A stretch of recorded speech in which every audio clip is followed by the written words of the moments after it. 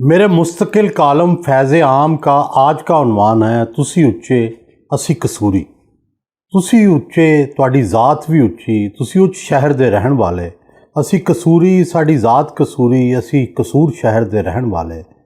بلے شاہ کے اس مشہور پنجابی شعر کو مستعار لیتے ہوئے آج میری اچ شہر سے مراد راولپنڈی شریف ہے، اور آج کے مخاطب اس شہر کے پیر باصفا، استاذ الاساتذہ، کئی جرنیلوں کے تعلیمی معمار، سینیٹر، سابق وزیر با تدبیر اور آج کل نون لیگ کے پالیسی ساز، ترجمان اور منشور کمیٹی کے یکا و تنہا چیئرمین جناب عرفان صدیقی ہیں، جبکہ آج کے کالم کا قصوری یہ قصوروار کالم نویس ہے جو ان دنوں لڑائی کی بجائے مفاہمت اور تندیوں کی بجائے معافی اور صبر کی بات کر رہا ہے۔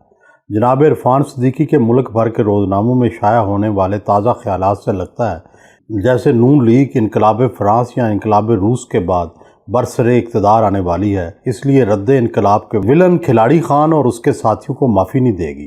ان کے خیال میں کھلاڑی خان کا جرم اس قدر ناقابل معافی ہے کہ فی الحال مٹی پاؤ کی بات کرنا ہی فضول ہے۔ یادش بخیر بابائے جمہوریت نوابزادہ نصر اللہ خان کو باولپور جیل میں قید شیخ رشید احمد نے اپنی رہائی کی کوشش کا پیغام بھجوایا۔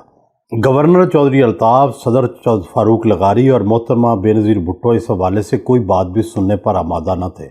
بقول نوابزادہ صاحب ایک روز انہوں نے صدر لغاری سے پوچھا کہ کیا آپ مسلح بغاوت کر کے اور مخالف فریق کو ہتھیاروں سے شکست دے کر برسر اقتدار آئے ہیں، یا آپ جمہوری راستے سے منتخب ہو کر آئے ہیں؟ اگر تو آپ کا جتھا جیتا ہے تو آپ کا جو جی چاہے شیخ رشید سے ویسا ہی سلوک کریں، لیکن اگر آپ جمہوریت کے ذریعے اقتدار میں آئے ہیں تو پھر آئین اور انصاف سے کام لے کر شیخ رشید کو رہا کرنا ہوگا، چاہے اس کے قصور جو بھی ہوں۔ یہی دلیل آج بھی ہے کہ کھلاڑی خان نے نونیوں کو جیل میں بند رکھا ہے، زیادتیاں کی ہیں، لیکن کیا اس رد عمل میں وہی کچھ کرنا جائز ہے؟ ایسا کرنا جمہوریت نہیں، انتقام کا تسلسل ہوگا۔ مانا کہ کھلاڑیوں نے 9 مئی کو پہاڑی غلطی کی، یہ قصوروار صحافی تو ساتھی صحافیوں کے ساتھ بار بار جا کر کھلاڑی خان کو کہتا رہا کہ سیاستدانوں کے ساتھ مذاکرات کرو، مگر اس نے یہ بات نہ مانی۔ 9 مئی کا سانحہ ہوا، یہ بہت بڑی غلطی تھی، پر کیا اس کے بدلے میں ساری پی ٹی آئی کو مار دیا جائے؟ کیا یوتھ اور مڈل کلاس کے جذبات پر مشتمل اس پارٹی کو دفن کر دیا جائے؟ 9 مئی کھلاڑیوں کی بہت بڑی غلطی سہی، مگر کیا کسی سیاسی جماعت نے اس سے پہلے کوئی غلطی نہیں کی؟ جیالوں نے پی آئی اے کا جہاز اغوا کر کے غلطی نہیں کی تھی؟ نونیوں نے سپریم کورٹ پر حملہ کر کے غلطی نہیں کی تھی؟ کھلاڑی نے جنرل باجوہ کو میر جعفر کہا تھا تو نون خان نے بھی گجرانوالہ جلسے میں جنرل باجوہ اور فیض حمید کے نام لیے تھے۔ جیالے خان زرداری نے بھی تو اسلام آباد میں جنرل رحیل شریف کو کھلم کھلا انتباہ کیا تھا۔ مانا کھلاڑی خان کی غلطی بڑی تھی، اس سانحہ کے ذمہ داروں کو سزا ضرور دیں، مگر ساری جماعت کو سزا دینا کہاں کا انصاف ہے اور کہاں کی جمہوریت ہوگی؟ جناب استاذ الاساتذہ نے فرمایا مٹی پاؤ والا معاملہ نہیں ہو سکتا۔ سوال یہ ہے کہ کیا صدیوں سے انسان نے یہ نہیں سیکھا کہ جنگ سے امن بہتر ہے، فاشزم سے جمہوریت بہتر ہے، گالی سے دعا بہتر ہے، مخاصمت سے مفاہمت بہت بہتر ہے، انتقام لینے سے معاف کرنا کہیں بہتر ہے، رد عمل دینے کی بجائے اچھا عمل کرنا سب سے بہتر ہے؟